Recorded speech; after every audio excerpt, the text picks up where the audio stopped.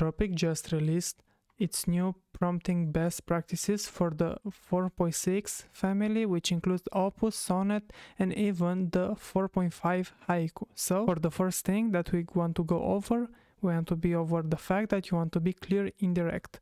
And what Claude is basically telling us is that it's responsible to clear, explicit instructions. You want to be specific, have a clear request, and you want to think of Claude as a brilliant new employee who lacks context.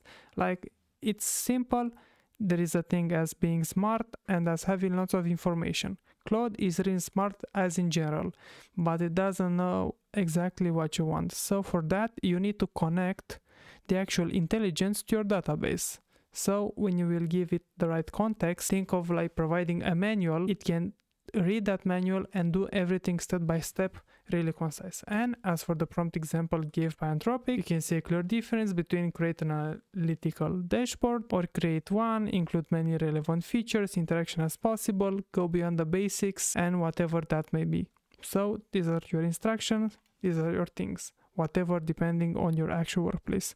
Now, as for the next, you want to use examples in a few shots, and here Anthropic just tells us that this will strict Claude output format, and you want to have many actual use cases closely.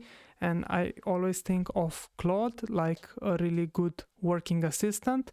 It's like a multiplier, not a creator. Think of it like a workhorse, not something that would take decisions. So let's say that you have a task that you need to do 20 times. You can just define it one time and give Claude the next 20 times, and you would have the best of both worlds.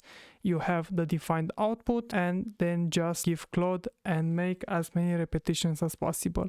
So the more examples, the actual better result would be, since it could match the actual quality, structure, and details that you want. Now, you also want to give a role. This was pretty common, especially in the ChatGPT first area, in which you had the assistant, coding guy, front-end designer, etc. And I see that it still goes on. New skills that are being released are still using this. I'm really interested in seeing an exact test of how this would actually influence the quality and the actual prompt and output. So as for a video idea, I'm just working on that.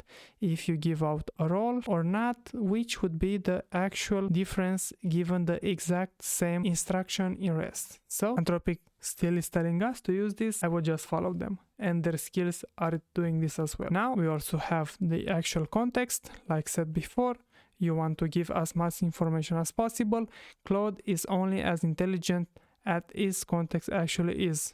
So for this example, Anthropic is telling us, don't just tell it never use ellipses, and that may be, why is that? I don't know, but when you say that, your text would be allowed by a text-to-speech engine, so you don't have to use the ellipses, because the engine will not know how to pronounce those.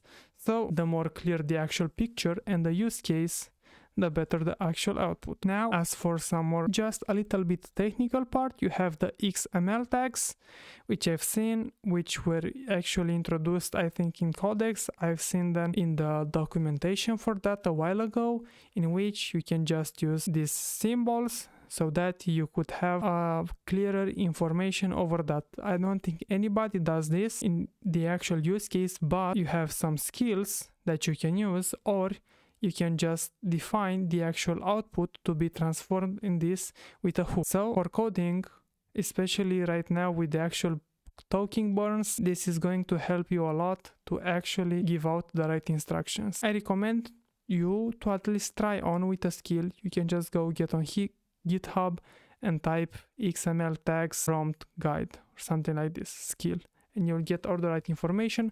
Try it for yourself and see for the output. I get an as at least for my actual use case only when I'm working on backend stuff, and I like things to be really precise. I use this. In REST, I don't really use that much. Now for the long context tips, here we see that for large documents over 20,000 tokens, you want to put the long form at top. So whatever document you might have, you want to build your prompt around it with the actual information going on here, and whatever you want, your text should just lay after that.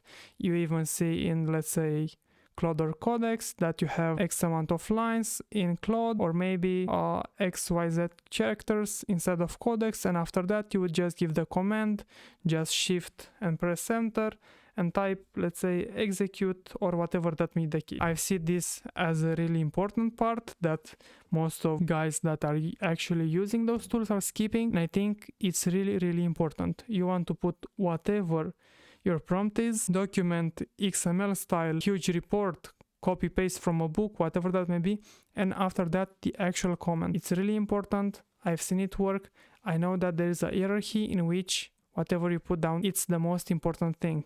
And I've tested with this, and I can say 100% you should do this. And now, as for the final thing that we are going to cover today, is basically the same, but with documents. The same if you just imply you use documents and you just copy and paste, or especially dropping in the apps for the desktop or for the actual web itself. You want to give out the documents, large files, whatever that may be, and after that type the prompt. Don't give them in the prompt, then press enter and just wait. Try to have this clear structure in which you have the prompt down below, whatever that may be, XYZ, and you put out the file right here. Either the file, large amount of text, or any context that you might need.